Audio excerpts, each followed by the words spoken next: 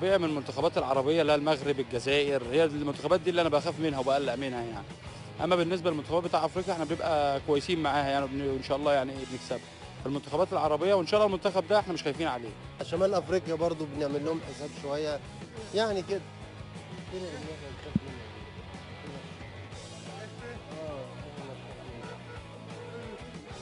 انا ما بنخافش، احنا جامدين قوي.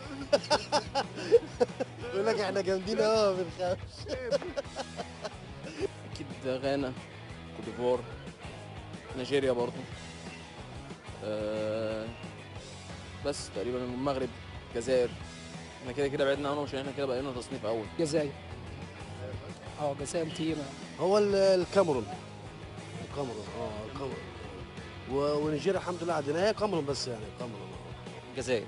والله أنا شايف إن الجزائر منتخب كبير، وشايف كمان إن تونس، وشايف غانا طبعا فيها سرعات ولاعيبة كويسة جدا، ولاعيبة أغلبيتهم محترفين.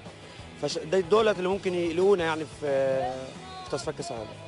ممكن الجزائر عشان حصل معاهم مشكلة قبل كده، يعني مثلا زي الكاميرون، السنغال والجزائر، يعني دول منتخبات كبيرة جدا بالنسبة لنا، وربنا يعني يسترها ونفوز عليهم بإذن الله. طبعا هو المنتخب كوت ديفوار، الكاميرون، تونس، الجزائر، يعني المنتخبات العربية كمان دوشة بالنسبة لنا يعني. الجزائر طبعا أولا، غانا، السنغال، دول أهم 3 منتخبات أنا خايف منهم جدا.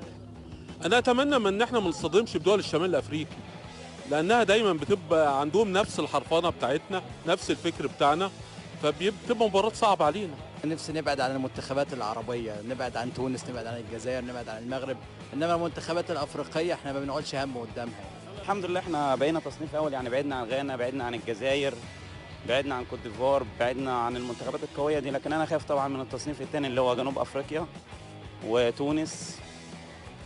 دول شمال افريقيا هي اللي احنا بنخاف منها يعني، لكن ان شاء الله احنا منتخب قوي وهنصعد باذن الله. مبدئيا الجزائر طبيعي من المنتخبات العربية اللي هي المغرب، الجزائر، هي المنتخبات دي اللي أنا بخاف منها وبقلق منها يعني. أما بالنسبة للمنتخبات بتاع أفريقيا احنا بنبقى كويسين معاها يعني وإن شاء الله يعني بنكسبها. في المنتخبات العربية وإن شاء الله المنتخب ده احنا مش خايفين عليه. شمال افريقيا برضو بنعمل لهم حساب شويه، يعني كده اللي احنا بنخاف منه.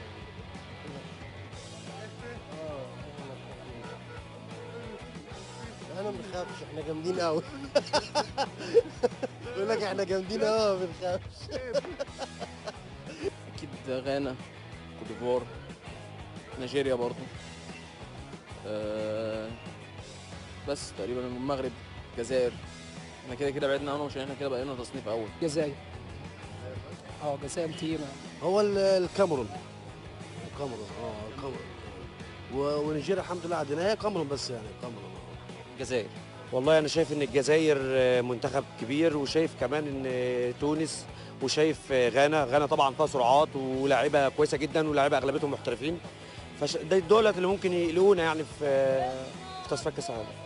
ممكن الجزائر عشان حصل معاهم مشكلة قبل كده، يعني مثلا زي الكاميرون، السنغال والجزائر، يعني دول منتخبات كبيرة جدا بالنسبة لنا، وربنا يعني يسترها ونفوز عليهم بإذن الله. طبعا هو المنتخب كوت ديفوار، الكاميرون، تونس، الجزائر، يعني المنتخبات العربية كمان دوشة بالنسبة لنا يعني. الجزائر طبعا أولا، غانا، السنغال، دول أهم 3 منتخبات أنا خايف منهم جدا.